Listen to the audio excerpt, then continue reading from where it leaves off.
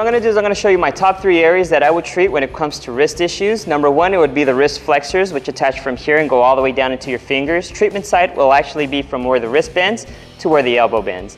Number 2 would be the small muscle right here in the wrist called the Pronator Quadratus. And number 3 would be the carpal ligaments, which are basically the small little ligaments in your wrist. So in order to get the wrist flexors, I'll make sure the dock and roll is at a comfortable level, so when I bend at my hips, I can easily place it on top. So what I'm going to do is I'll place it on top just like this. I'll start at my wrist. I can either start with my elbow straight or with my elbow bent. From there, I'll add some pressure directly on top and then just kind of slowly go through the range of motion, going from my elbow all the way towards my wrist. Again, I can try with my elbow straight all the way out to my elbow and all the way back in towards my wrist.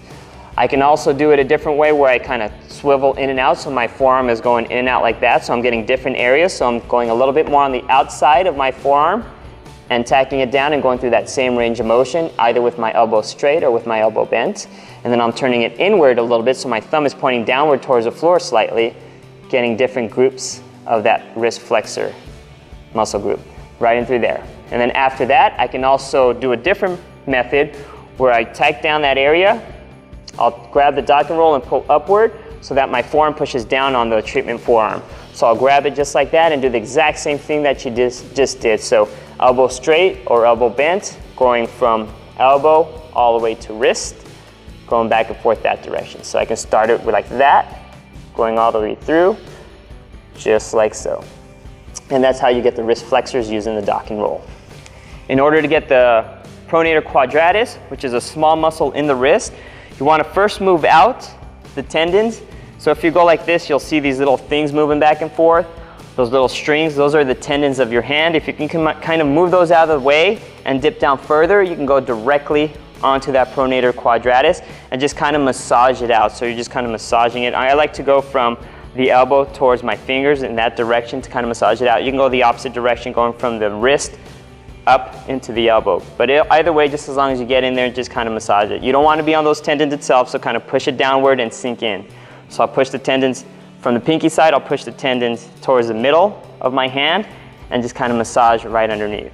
So you're going to push the tendons out, push down a little bit deeper, and then just kind of massage out. So I'll move the tendons out, push down, and massage out. Now just be careful when you go on either side of the wrist, because you do have nerves and you also have blood vessels, so you don't want to press too hard. If you get numbness, tingling, or some cold sensations into your fingers, that means you're pressing too hard. Just kind of back off and reset and redo it. After you get that, then you'll go towards the wrist ligaments or the carpal ligaments. So there's two different rows of 4 each. There's one row here and another row right in through here. So what I want to do is I want to first find the first row. I'll grab on the outsides of the hand, I should say, and then as it starts to dip in, that's that first row. So I'm just going to clamp down slightly and hold that down. From there, I'm going to move my wrist in different directions, my hand in different directions. I can go towards my pinky, then go towards my thumb side. So I'm going up and down like that, nice and slow. I can go up and down, palm up, palm down, just going like this. Or I can go circles. I can go clockwise, then I can go counterclockwise. When you do this, try to keep your fingers nice and loose. Don't clench a fist. So I'll keep it nice and loose and just kind of open this direction and open the opposite direction. To get the second row, start on the wrist side and go in right on these bumps. Just dip down. Once you dip down into it, that's the second row. So I'll start here and I'll grab right after I dip in. Very gently grab. What that does, it distracts the bones apart from each other, and now you can kind of go up and down, left and right, do the circles like what we talked about earlier, and that'll help stretch out the carpal ligaments. So there you go again, the 3 areas I would treat when it comes to wrist injuries or wrist issues. Number 1, it would be the wrist flexors. Number 2, it would be the Pronator Quadratus, that deep muscle here. And number 3 would be the carpal ligaments themselves. Thanks a lot for joining me.